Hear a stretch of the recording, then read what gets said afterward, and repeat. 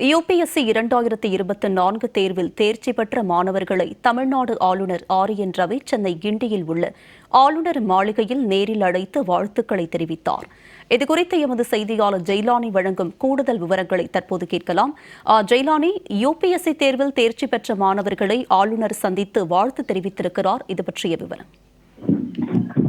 UPSC 2024 தேர்ச்சி பெற்ற மாணவர்களை தற்போது தமிழ்நாடு ஆளுநர் ஆர்.என். ரவி தற்போது கிண்டியில் இருக்கக்கூடிய ஆளுநர் மாளிகைக்கு அழைத்து தற்போது அவர்களுக்கு பொன்னாடை போர்த்தி புத்தகங்கள் பரிசாக வழங்கி வாழ்த்துக்களை தெரிவித்தார். குறிப்பாக இன்று நடைபெற்ற இந்த நிகழ்வில் 9 மாணவர்கள் யுபிஎஸ்சி தேர்வில் தேர்ச்சி பெற்ற 9 மாணவர்கள் பங்கேற்றார்கள். 9 மாணவர்களையும் அழைத்து அவர்களுக்கு வாழ்த்து தெரிவித்து அவர்களுடன் இருந்து குழு புகைப்படமும் எடுத்துக்கொண்டார்கள். அவர்களது குடும்ப உறுப்பினர்களும் இந்த நிகழ்வில் கலந்து கொண்டார்கள். இதன் தொடர்ச்சியாக இந்த யுபிஎஸ்சி தேர்வு தொடர்பாக ஒவ்வொரு ஆண்டும் தேர்வில் தேர்ச்சி பெற்றவர்களை அழைத்து ஆளுநர் ஆர்.என். ரவி பாராட்டுவதும் வாழ்த்து தெரிவிப்பதும் வழக்கமாக இருந்தது. கடந்த 3 ஆண்டுகளாக இந்த நிகழ்வு என்பது நடைபெற்றுள்ளது. இந்த நிலையில் இந்த நிகழ்ச்சியில் கலந்து கொண்ட யுபிஎஸ்சி தேர்வில் தேர்ச்சி பெற்ற மாணவர்கள் கூறுகையில், ஏற்கனவே கடந்த மாதம் யுபிஎஸ்சி தேர்வில் மெயின்ஸ் தேர்வில் தேர்ச்சி பெற்றதற்கு பிறகாக இன்டர்வியூ ப்ராசஸ்க்கு முன்பாக இங்கு ஆளுநர் நடத்திய நிகழ்வில் கலந்து கொண்டதாகவும், அப்போது ஆளுநர் ஆர்.என். ரவி இந்த தேர்வில் இன்டர்வியூவில் எப்படி பங்கேற்க வேண்டும் என்பது தொடர்பாக அவரது அனுபவங்களும் அது தொடர்பான பல கருத்துக்களும் தெரிவித்தது தங்களுக்கு பயனுள்ள வகையில் இருந்ததாகவும் அவர்கள் தெரிவித்தார்கள். அதற்கு பிறகாக தற்போது தேர்ச்சி பெற்றதற்கு பிறகாக மீண்டும் அவரை சந்தித்து வாழ்த்து பெறுவது மிகவும் மகிழ்ச்சியாக இருப்பது என்பதாகவும் தெரிவித்தார்கள். தொடர்ந்து அவர்களை கௌரவிக்கும் விதமாக அவர்களுக்கு பொன்னாடைகள் போர்த்தியும் அதே போன்று அவர்களுக்கு பரிசு புத்தகங்களையும் வழங்கி வாழ்த்துக்களை தெரிவித்தார். தொடர்ந்து அவர்கள் மத்தியில் அரை மணி நேரத்திற்கும் மேலாக உரையாற்றிய ஆளுநர் ரவி பல கருத்துக்களை தெரிவித்தார்கள். குறிப்பாக தற்போது உங்களது வாழ்க்கை சூழலை மாறியுள்ளது. குறிப்பாக மிகவும் கடினமான தேர்வான யுபிஎஸ்சி சிவில் சர்வீஸ் தேர்வில் நீங்கள் தேர்ச்சி பெற்றுள்ளீர்கள். அதற்கு வாழ்த்துக்களை தெரிவித்துக் கொள்கிறேன்.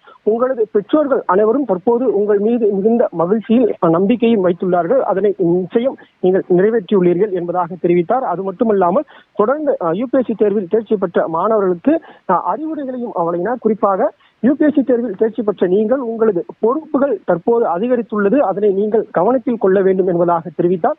அது மட்டுமல்லாமல் தொடர்ந்து நீங்கள் மிகவும் முக்கிய பொறுப்புகளில் பயணிக்க உள்ளீர்கள். எனவே திருமணமாகாமல் இருக்கக்கூடிய நபர்கள் உங்கள் திருமணத்திற்கான உங்களது துணைவியரை தேர்வு செய்யும் போது உங்களிடம் சேர்ந்து பயணிக்கக்கூடிய துணைவிகளை சரியானவர்களாக தேர்வு செய்யுங்கள் என்பதாகவும் சுட்டிக்காட்டினார். அது மட்டுமல்லாமல் உங்களது உடல் ஆரோக்கியத்தை பேணி பாதுகாத்துக் கொள்ளுங்கள். குறிப்பாக தினசரி 1 மணி நேரம் உடற்பயிற்சி செய்யுங்கள் என்பதாகவும் தெரிவித்தார். யுபிஎஸ்சி மெயின்ஸ் தேர்வு மிகவும் கடினமான தேர்வாக இருக்கும். இந்த தேர்வில் தேர்ச்சி விட்டதன் காரணமாக உங்களுக்கு அனைத்தும் தெரிந்துவிட்டது என்பதாக நீங்கள் எண்ணிக்கொள்ளக் கூடாது.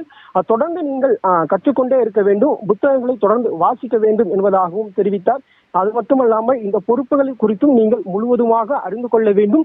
உங்களது பொருளாதாரத்தையும் நீங்கள் சரியாக பயன்படுத்தக்கூடிய அந்த சூழலை கற்றுக்கொள்ள வேண்டும். குறிப்பாக ஆளுநர் ஆர்.என். ரவி தான் சிவில் சர்வீஸ் தேர்வில் தேர்ச்சி பெற்று இந்த பணிக்கு வரும்போது 750 ரூபாய் மட்டுமே சம்பளமாக கிடைத்தது என்றும், தற்போது படிப்படியாக உயர்ந்து தற்போது நீங்கள் பணியில் சேரும் போதே 1 லட்சம் ரூபாய் உங்களுக்கு சம்பளமாக கிடைக்கும். எனவே அவற்றை எவ்வாறு சேமித்து வைப்பது என்பது தொடர்பாகவும் நீங்கள் கற்றுக்கொள்ள வேண்டும்.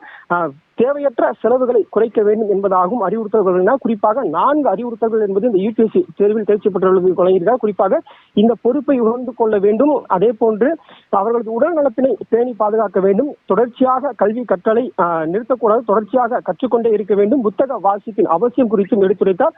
இதன் தொடர்ச்சியாக பொருளாதாரத்தையும் தொடர்ந்து சேமிப்பாக சரியான முறையில் கற்று அதன் பேச்சால் போல் நடந்து கொள்ள வேண்டும். வீணாக செலவு செய்வதை தவிர்க்க வேண்டும் உள்ளிட்ட பல அறிவுறுத்தல்களும் வழங்கியிருக்கிறார். தற்போது அவருடன் ஆளுநருடன் இருந்து யுபிஎஸ்சி தேர்வில் தேர்ச்சி பெற்ற மாணவர்கள் அவரது குடும்ப உறுப்பினருடன் இருந்து புகைப்படங்களை எடுத்துக்கொண்டனர். உங்களுடைய விரிவான விவரங்களுக்கு நன்றி ஜெயலானி.